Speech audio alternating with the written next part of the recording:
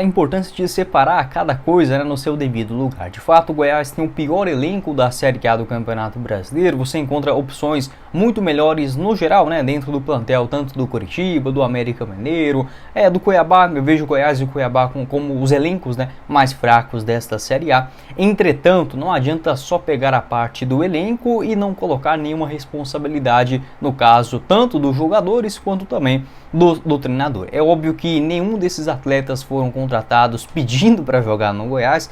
O principal responsável por tudo isso é sim a diretoria alviverde, mas não adianta nesta reta final agora de Campeonato Brasileiro causar os culpados. É muito mais fácil, apesar de muito difícil, já comentei isso aqui no canal também, tentar uma mobilização, algo diferente nessas últimas 8 rodadas do Campeonato Brasileiro, tentar vencer 3 jogos, empatar mais 3 ou 3 vitórias e 2 empates na bacia das almas e tentar salvar do rebaixamento, do que já desistir, o time é muito fraco, o técnico é burro, a diretoria mais ainda, já caiu e vamos fazer público zero na serrinha. Eu acho que, apesar da vontade ser essa, e muitas das vezes assistindo esses jogadores atuarem, acho que o cenário mais, digamos, otimista, até o mais certo, daqui até o jogo contra o América Mineiro, é de tentar apoiar, e para 2024 um Goiás que precisa sim de muitas mudanças. Em relação ao Armando Evangelista, vem se queimando no Goiás, não só por ele, é óbvio que, igual eu comentei, as opções que oferecem ao treinador não são as melhores possíveis, porém,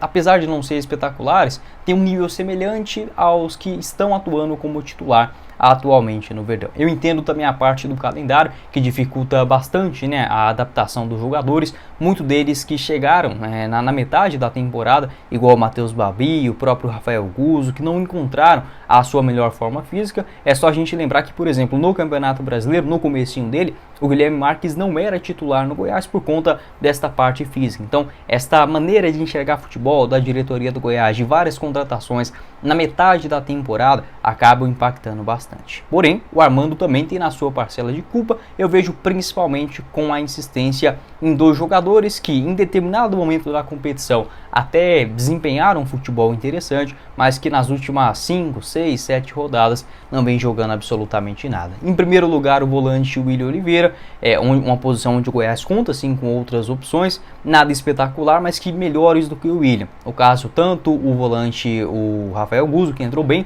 no duelo diante do Vasco, o Igor Militão, que também é ruim tecnicamente, porém fez uma boa atuação nos minutos finais contra o São Paulo e como titular diante do Cuiabá na Arena Pantanal. Tem o Luiz Oyama também, que acabou fugindo do time. Eu entendo que para jogos mais complicados é sim importante você ter aquele volante de marcação, aquele primeiro volante mais bruto, onde o William Oliveira vinha conseguindo fazer essa opção. Entretanto, nos últimos jogos não vem sendo esse cara de desarme, de um cão de guarda à frente à grande área. Entendo que com a mudança, colocando ali o Rafael Guzzo, voltando um pouco mais a algum dos alas, ou até mesmo o Guilherme Marques, pode ajudar mais nesta falta de um jogador dessa característica. Ou colocar o Igor Militão, que é um outro volante, digamos, daquele pé de ferro, né? Lá na frente com o João Magno, uma insistência que não culpo só o Armando Evangelista, a parte física do Matheus Babi ainda deixa a desejar. Pode observar que ele não vai bem nos jogos que ele atua os 90 minutos, ou quando começa como titular. Mas depois do gol do Matheus Babi contra o Fluminense, na minha avaliação,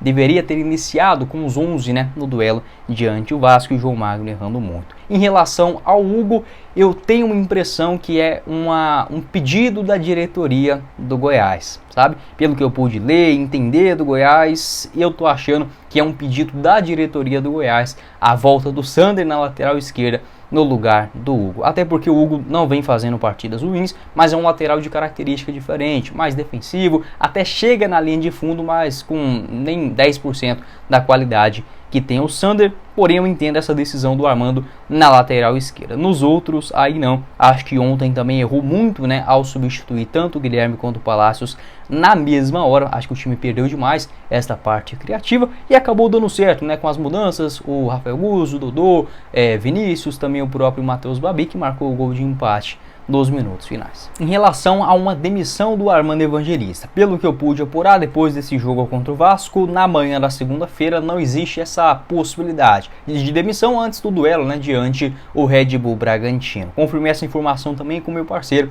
o Periquito Brisado, lá no Instagram, que me respondeu basicamente da mesma forma. Um abraço para ele. Em relação, por exemplo, a uma brecha no calendário, na sequência de jogos maluca, né? O Goiás ele enfrentou o Bahia, né? Vocês lembram, né? Naquele sábado, dia 7 de outubro. Ficou aí mais 11 dias sem jogar quando enfrentou o São Paulo no dia 18. E depois daquele duelo contra o São Paulo, em uma quarta-feira, jogou contra o Cuiabá no domingo, contra o Fluminense na quarta e de novo contra o Vasco da Gama no domingão. Aliás, o jogo contra o Cuiabá foi no sábado. O que eu estou querendo dizer? Uma sequência de muitos jogos no meio de semana e no final de semana. Será assim de novo? Quinta-feira contra o Red Bull Bragantino, domingo contra o Coritiba, na outra quinta contra o Santos e domingo de novo contra o Atlético Mineiro, lá no dia 12 de novembro. Depois disso, aí dá uma brecha no calendário, de novo pela data FIFA, né? Do dia 12 de novembro até o dia 25, Goiás não irá atuar, até o dia 24, né? Quando no dia